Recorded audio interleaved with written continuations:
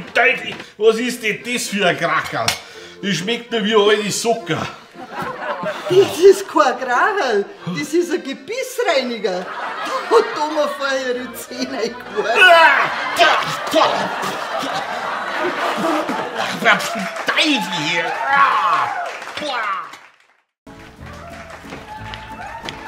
Sag einmal, musst jetzt du da am Tisch Zeitung lesen, ha? Ist so besser? Ja, frei wenigstens dein grantiges Gesicht nicht anschauen. Mei, wir waren da grantig. Ja, weiß, du kannst ja auch mal mit mir reden. Ach so? Ja, gut. Schau, Tracy, die hat gesagt, dass ihr Kali ihrer jeden Tag auf die Nacht von der Arbeit verzeiht. Mei, da wird er nicht viel zum Verzeihen haben, die faule Sau. Jetzt hörst du aber auf. Ja, weiß was, 37-Stunden-Woche, ein wenig Nasenbohren. Ja, was hast denn du heute alles gemacht? Ja, jedenfalls nicht Nasenbohren. Ein Seppi haben wir abgespritzt mit dem Schlauch. Und Seppi? Ja. Unseren Knecht? Ja. Mit dem Gartenschlauch? Ja, mei, den hat's beidert hier. Ja, das glaube ich, dass den beidelt hat. Bei der Saukalten. Wegen der Kälte hat's den nicht beidert. Warum dann? Wegen dem Ding seinem Haxen, aber das willst du gar nicht wissen.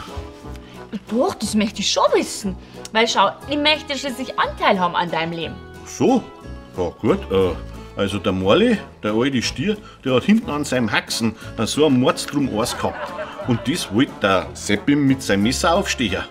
Und wie er da mit der Spitze so reingefahren ist, hat schon gleich so einen Flatscher gemacht und der ganze Ort da ist rausgespritzt. Voll auf den Seppi. Der hat ausgeschaut, ey. Ich hätte zeigen müssen, als ob er ins Grimschmalz reingefallen war. Also was das? Ja, Teufel.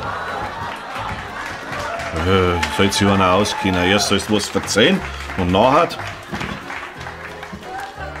Weiber.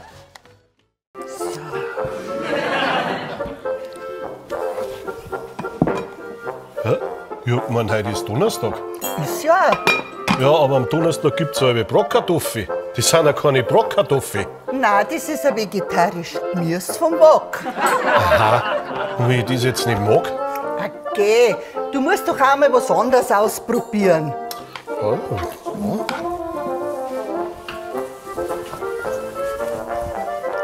Ja, was magst du denn jetzt?